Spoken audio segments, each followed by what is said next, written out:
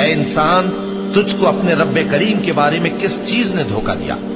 وہی تو ہے جس نے تجھے بنایا، پھر تیرے اعضاء کو درست کیا اور تیری قامت کو معتدل رکھا، جس صورت میں چاہا تجھے جوڑ دیا۔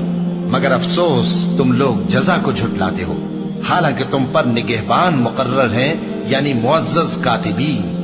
جو کچھ تم کرتے ہو وہ اسے جانتے ہیں۔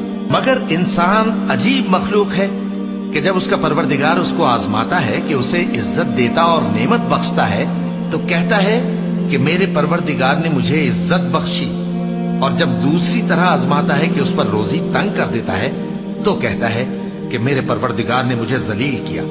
یوں نہیں، بلکہ تم لوگ یتیم کی خاطر نہیں کرتے اور نہ مسکین کو کھانا کھلانے کی ترغیب دیتے ہو، اور میراث کے مال کو سمیٹ کر کھا جاتے ہو، اور مال کو بہت ہی عزیز رکھتے ہو۔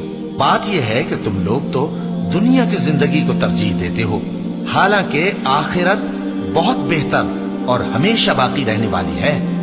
یہی بات پہلے صحیفوں میں بھی درج ہے، یعنی ابراہیم اور موسیٰ کے صحیفوں میں۔